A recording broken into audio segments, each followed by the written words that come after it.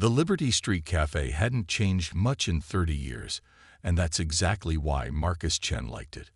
While the rest of New Seattle had transformed into a sprawling metropolis of quantum glass towers and gravity-defying architecture, this small corner of the city remained steadfastly traditional. The rich aroma of real coffee, not the synthetic kind that had become popular, mingled with the smell of fresh-baked bread and sizzling bacon. Marcus sat in his usual booth, his weathered hands wrapped around a ceramic mug that had seen better days. At 89, he had earned every wrinkle on his face and every silver hair on his head. The morning sunlight streaming through the cafe's windows caught the gleam of his old-fashioned reading glasses as he studied the menu he'd memorized years ago. "The usual, Dr. Chen?" Sarah, the waitress, asked with a warm smile. She was one of the few who still called him by his old title, though he'd left academia decades ago. "Just Marcus, please," he reminded her gently. "And yes, the club sandwich. Some things don't need improving." The bell above the door chimed, and the cafe's comfortable atmosphere shifted.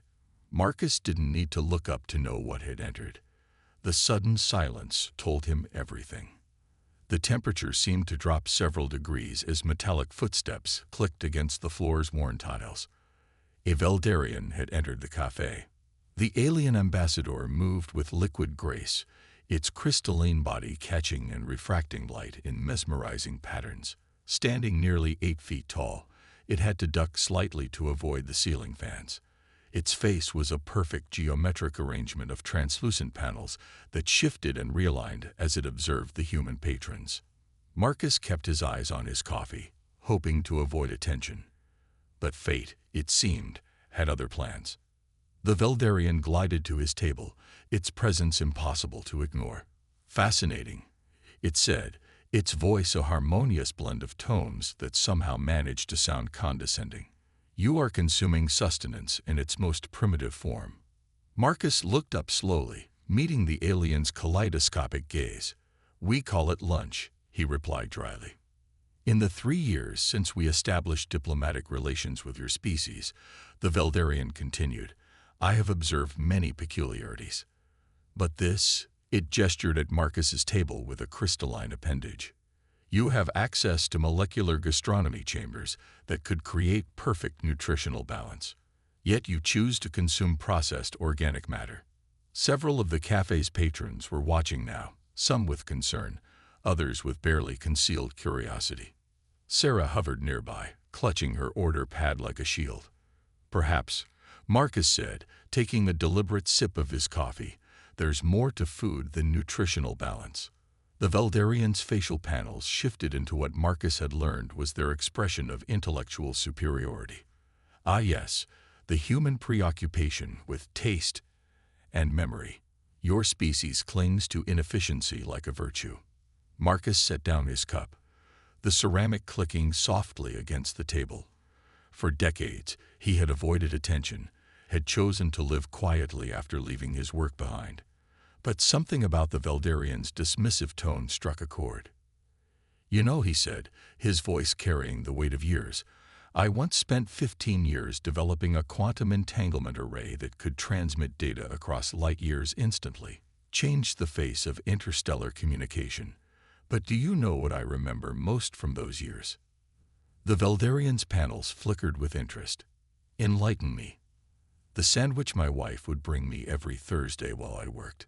Turkey on rye, nothing fancy. She'd sit with me in the lab, and we'd talk about everything except physics." Marcus's eyes grew distant. "She passed away 20 years ago, but every time I eat a sandwich like that, I can still hear her laugh." The Veldarian was silent for a moment, its crystalline structure refracting sunlight across the cafe walls. "Your response is unexpected," it finally said. "Our records indicate you are Marcus Chen, formerly of the Quantum Physics Institute. Your work on entanglement theory was adequate. Yet you choose to spend your remaining years in this establishment, consuming simple carbohydrates and protein combinations." Marcus smiled, but there was steel in his eyes. "I choose to live, Ambassador.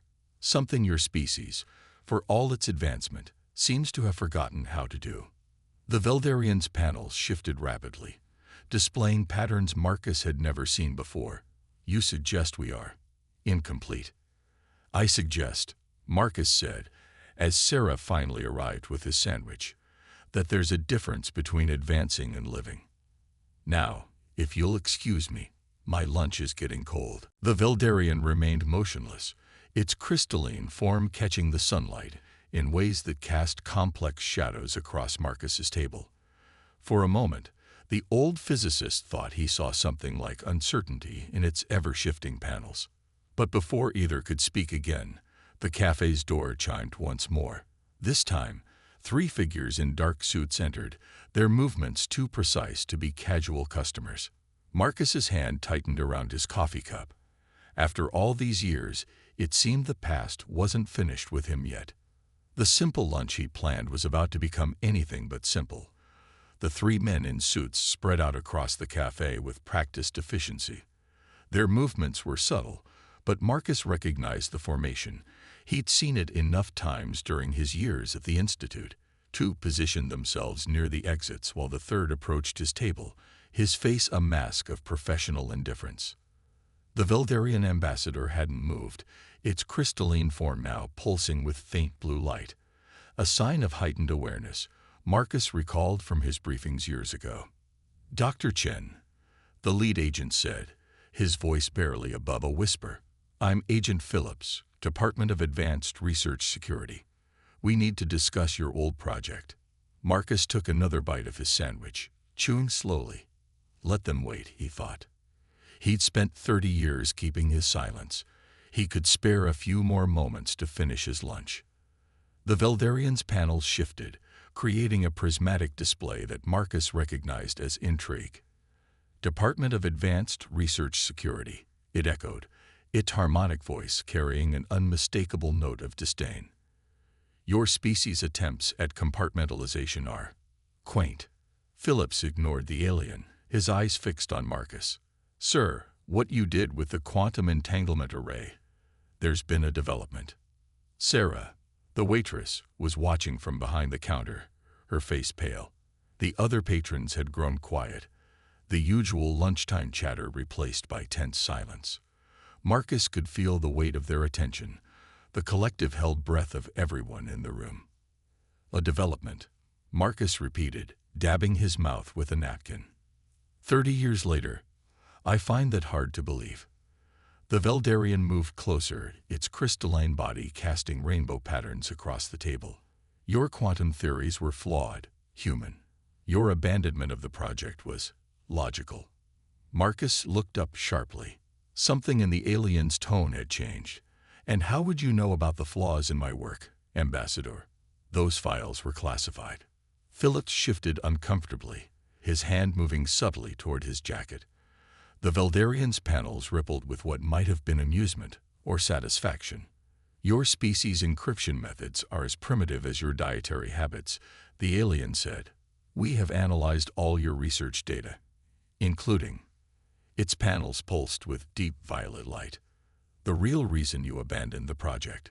Marcus felt a chill run down his spine. All these years, he'd thought his secret was safe. He'd buried it so deep that even his own government had never discovered the truth.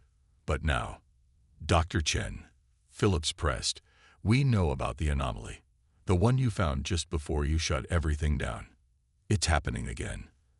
The sandwich lay forgotten on the plate as Marcus's mind raced back 3 decades. He remembered that night in the lab, the equations sprawling across his holoscreens, the moment when he'd seen it. The flaw in the universe itself. The quantum entanglement array hadn't just been transmitting data. It had been opening something. Something that should have stayed closed. Your wife, the Veldarian said suddenly, its voice uncharacteristically soft. She was not merely bringing you sandwiches during those years, was she, Dr. Chen? She was helping you calculate the variables. A brilliant mathematician, our records indicate. Until the incident. Marcus's hands began to tremble. Don't, he warned. But the alien continued. She saw it too, didn't she? The anomaly. But unlike you, she didn't look away. She kept calculating, kept pushing the boundaries. Until the day she disappeared. Philip stepped forward. Dr. Chen, we need your help. The new array, it's not just sending signals anymore, it's receiving them. From somewhere else. The cafe seemed to grow darker, though the sun still shone outside. Marcus could feel sweat beading on his forehead as memories he'd suppressed for decades came flooding back. Lisa, his brilliant, beautiful wife, standing at the lab window that last night, her eyes wild with excitement as she showed him her final calculations. "It's beautiful," she had whispered. "Marcus, don't you see? It's not just a communication system. It's a door." The next morning, she was gone. The equations were gone. And Marcus had shut it all down, erased everything, walked away from a lifetime of work. Because he had seen what was on the other side of that door, if only for a moment. And it had seen him too. "Your emotional attachment clouded your judgment," the Veldarian said, its tone almost gentle now. "But we are not burdened by such limitations. We have refined your theories, perfected the calculations. The door your wife found, we can open it properly now."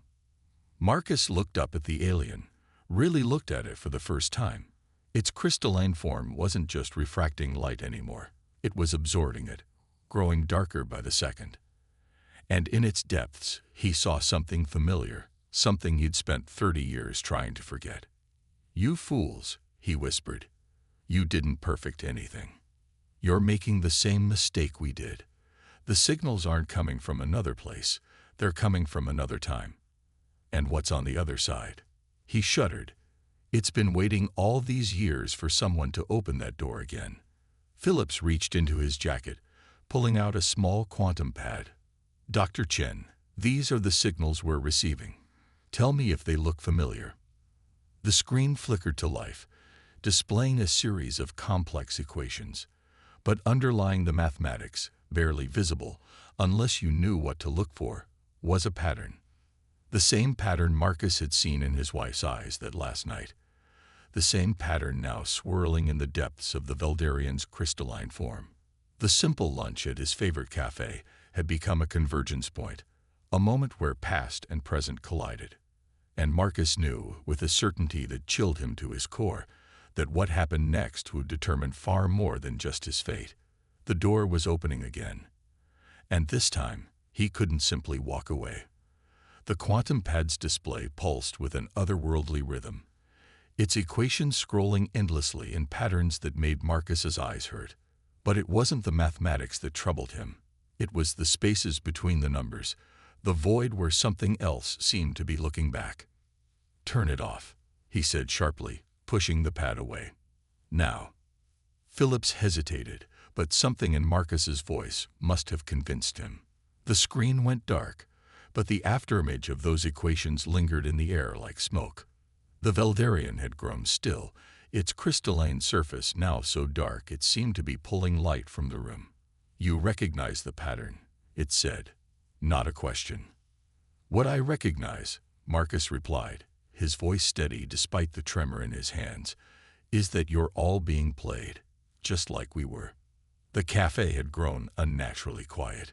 Even the usual hum of the kitchen equipment seemed muted, as if sound itself was being drawn into some invisible vacuum. Sarah had retreated behind the counter, her face a mask of concern, as she watched the scene unfold. "Dr. Chen," Phillips pressed, "we need to know what we're dealing with. The signals are getting stronger. Labs around the world are picking them up now, even without specialized equipment.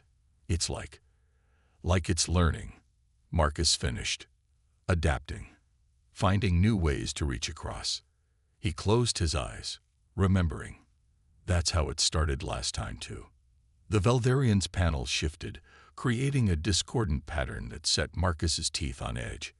"You speak of it as if it were sentient. Our analysis suggests it is merely a quantum phenomenon, a natural occurrence in the fabric of space-time." Marcus laughed, but there was no humor in it. "Natural. Tell that to my wife. Tell that to the others who disappeared when we first opened that door. What's on the other side? It's been evolving, waiting, learning from every attempt we make to understand it. Others? Phillips leaned forward. What others? The records only show your wife's disappearance. Because I erased them, Marcus said quietly. All of them. Every trace of what really happened. I had to protect them, their families, their legacies.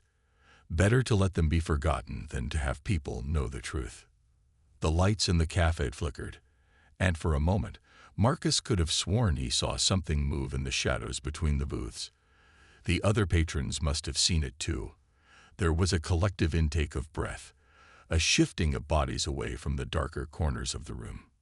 You see, Marcus gestured at the shadows. It's already starting. The more we talk about it, the more we acknowledge it, the stronger its connection becomes. That's what they never understood. Attention is a form of energy, and it feeds on it. The Veldarian's form rippled, its once perfect geometric patterns beginning to distort. Impossible. We have contained the phenomenon. Our facilities are secure. No, Marcus cut in. They're not. Because you're doing exactly what we did. Trying to study it, trying to understand it. But it doesn't want to be understood. It wants to understand us. Phillips pulled out his communicator, his fingers hovering over the display. I need to contact headquarters, if what you're saying is true. But before he could finish, every electronic device in the cafe went dead. The lights, the kitchen equipment, even the quantum pad, all silent. Only the Veldarian's crystalline form still glowed, but its light was wrong somehow, pulsing with colors that shouldn't exist. Too late, Marcus whispered. It's already here. The shadows in the corners of the cafe began to move, flowing like liquid darkness across the floor. The temperature dropped rapidly, frost forming on the windows despite the summer heat outside. Sarah screamed as the coffee pot behind her shattered, its contents freezing instantly. What have you done? Marcus demanded, turning to the Veldarian. How long have you been receiving these signals? How many facilities have you opened? The alien's form was becoming increasingly unstable, its perfect crystalline structure developing hairline fractures that spread like spider webs. We miscalculated, it admitted, its harmonious voice distorting. The phenomenon showed us possibilities, advancements beyond our understanding. We thought we could control it. Nobody controls it, Marcus said grimly. That's what Lisa realized at the end. She wasn't taken. She sacrificed herself to close the door. And now you've opened it again, wider than ever. The shadows had reached their table now, and where they touched, reality seemed to bend and warp. Phillips and his agents had drawn their weapons, but their hands were shaking as they watched the darkness creep up the walls. Marcus looked around the cafe, at Sarah's terrified face, at the other patrons huddled together, at the agents who thought they could fight this with guns, at the alien who had arrogantly believed it could control forces beyond comprehension. All of them now trapped in this convergence of past and present, of hubris and consequence. And in that moment, Marcus Chen, 89 years old and tired of running from his past, made a decision. He knew what had to be done, what Lisa had done 30 years ago. The knowledge had been there all along, buried in his memories like a time bomb waiting to explode. Everyone out, he commanded, his voice carrying an authority that broke through the panic. Now. But as the cafe's occupants scrambled for the door, Marcus remained seated. The Veldarian, its form now crackling with energy, turned its fractured face toward him. What are you doing? It asked, its voice barely recognizable now. Marcus smiled sadly, pulling a small device from his pocket. A simple quantum resonator, outdated by modern standards, but perfect for what he needed to do. I'm going to show you, he said quietly, what my wife understood. Sometimes the only way to close a door is from the other side. The shadows swirled faster now, and in their depths, something began to take shape, something that had been waiting 30 years for this moment. It was time to finish what Lisa had started. The cafe had become a nexus of impossible physics. Shadow and light twisted together in patterns that hurt the mind to witness. Through the warping air, Marcus could see Phillips trying to herd the last few panicked patrons toward the exit, but the darkness was moving faster now, cutting off escape routes with tendrils of void. "You can't possibly think to replicate your wife's solution," the Veldarian said, its voice crackling with static. "The calculations alone ruled." "You still don't understand," Marcus interrupted, his fingers working quickly over the quantum resonator. "Lisa didn't calculate anything at the end. She felt it. That's what made her special. She could see the patterns behind the mathematics, the music behind the numbers. The shadows had formed a perfect circle around their booth, and within their depths, Marcus could see fragments of other places, other times, laboratories where other versions of his experiment had gone wrong, realities where the door had been opened too wide. In some, he caught glimpses of crystalline structures like the Veldarians, shattered and dark. In others, entire cities stood empty, consumed by the void. "The resonator," Phillips called out from near the door, his voice strained. "It's too old. It won't have the power to." "Power isn't the answer," Marcus replied calmly, even as reality buckled around them. "That's what everyone gets wrong. More power just makes it stronger. The key is harmony." When the light faded, the Liberty Street Cafe stood empty, but not abandoned. Where chaos had reigned moments before, there was now a perfect stillness, a silence pregnant with possibility. The shadows had retreated, but they had left something behind. Knowledge, etched into the very fabric of reality. Phillips was the first to step back inside, his weapon forgotten at his side. The cafe looked exactly as it had that morning. Coffee cups still steaming on tables, half-eaten sandwiches testament to the interrupted lunch rush. But everything had changed, in ways that would take years to fully understand. The Veldarian's crystalline form had reconstructed itself, but differently. Gone was the cold geometric perfection, replaced by an organic asymmetry that somehow felt more alive, more real. Its surface no longer merely reflected light. It seemed to breathe with it. "He succeeded," the alien said, its voice carrying new harmonics, rich with emotion it had never before expressed. "They both did." Sarah emerged from behind the counter, tears streaming down her face. Where did he go?" The Veldarian turned to her, its new form pulsing with gentle colors. "Everywhere. Nowhere. The question itself is part of our old way of thinking. Dr. Chen and his wife, they're part of something larger now, something we were all meant to be part of." The quantum resonator lay on the table where Marcus had left it, but it had changed too. The simple device had become something else, its surface inscribed with patterns that shifted and changed as you watched them. Not equations anymore, but music made visible. Phillips picked it up carefully, feeling it hum with a frequency that seemed to resonate with his very atoms. All our research, all our attempts to control it, we were looking at it backward. As were we, the Veldarian agreed. We saw the quantum door as a weapon, a tool for advancement. We never considered it might be an invitation.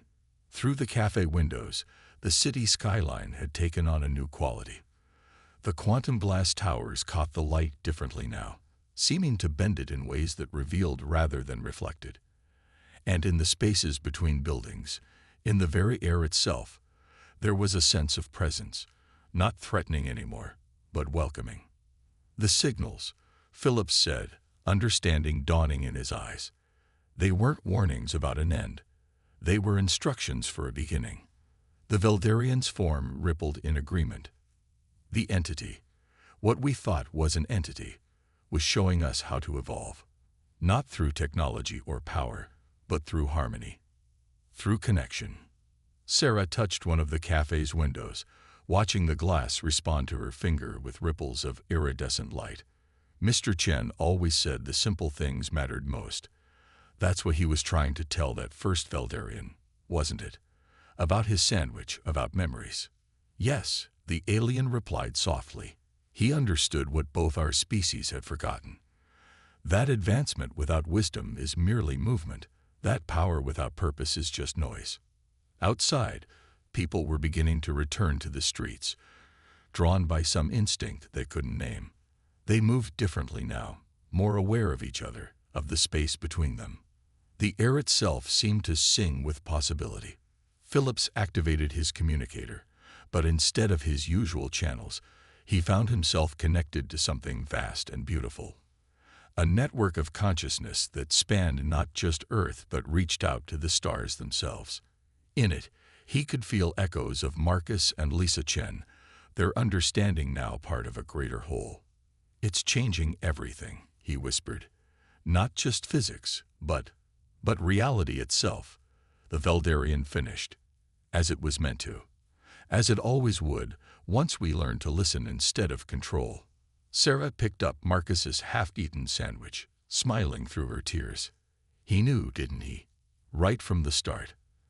That's why he kept coming here, kept ordering the same simple thing. He was waiting. Not waiting, the Veldarian corrected gently. Teaching.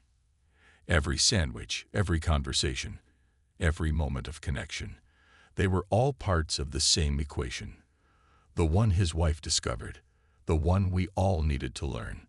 The quantum resonator in Phillips's hands had begun to sing, its melody picking up harmonies from the air itself, from the thoughts and feelings of everyone in the city.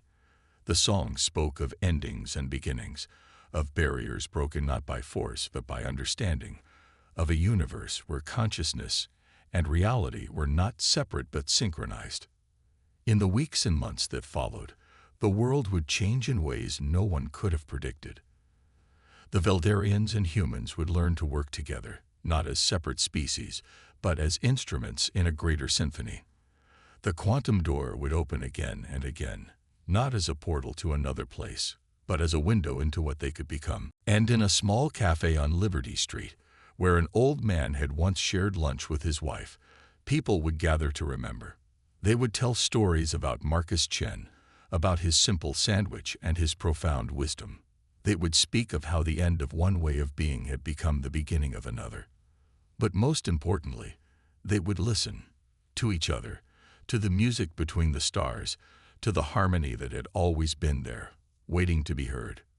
For in the end, that was Marcus Chen's true legacy. Not the equations he had written or the doors he had opened, but the simple truth he had lived. That in a universe of infinite complexity, it was the simplest things. A shared meal, a moment of connection, an act of understanding, that mattered most. And somewhere, in the vast symphony of existence, Marcus and Lisa Chen danced together through possibilities, their love and wisdom now part of the very fabric of reality itself, proving that sometimes the most profound changes begin with something as simple as a sandwich in a cafe.